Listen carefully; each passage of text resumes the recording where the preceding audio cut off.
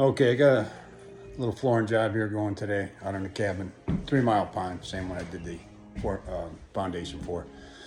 We're just running engineered flooring. It's about 32 feet by about 6, something like that. So I'll show you where we're running it. One in from there, right down in the other one here. What I got is my 3 starters going.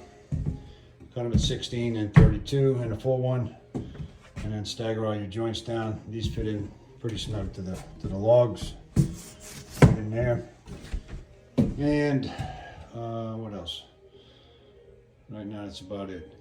Just make sure I didn't have to cut the tongue off for this one. Normally you'd cut the tongue off, butt it up tight. It's because we got that little curve there. It's right under it on the log. So I guess that's about it to get started. But I'll show you once we get a few courses in and how it's going. Just got one door I'm going to be aware of.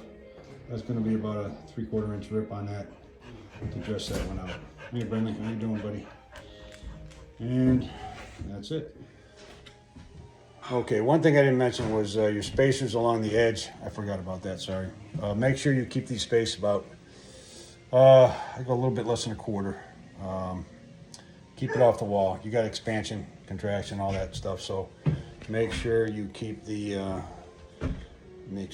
decking off the wall all the way around. I'll show you a quick video of that.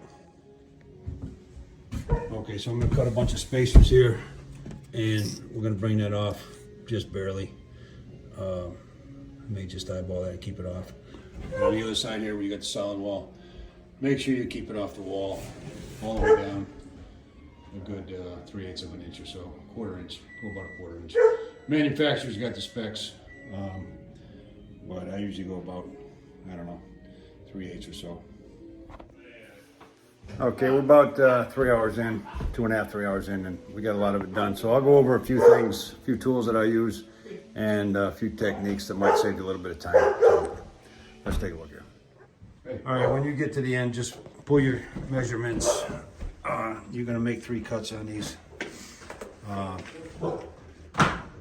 and just hold back about, like I say, 3/8 on each one. So here I'm gonna do 1, 2, 3 cuts, and those will pop right in there. Okay, good thing to use a scrap piece of the flooring. Just rip down the tongue, rip it off. I ripped about 3 or 4 inches off, and then that locks in good on this tongue right here. And then you can go ahead and hammer it in, and you won't mess up the tongue.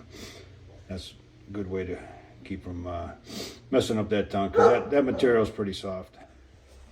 On these end ones here, what I do is lock the ends in first, okay, and then kind of lower it down, and then you can tap it from this side, which is a whole lot easier than try and tap it from the end. So just get that end locked in first when you don't have room to tap it from the other end. Okay, this is basically all you need to get this floor down. Tape measure, flat bar hammer, pencil for marking, speed square, razor knife, chisel, can be a 3/4 inch, 1/2 inch, and a couple of these blocks for tapping it in. This one's for the end here. You're just gonna use that, tap it in on the end, set that in your groove there. And then I ripped one down for tapping it in horizontally. So just get that there.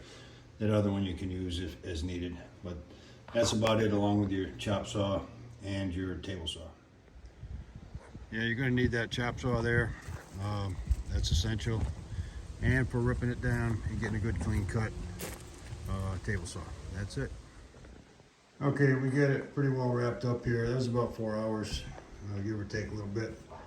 We're just going to finish out that threshold tomorrow, and put some trim down. That's about it on this threshold here.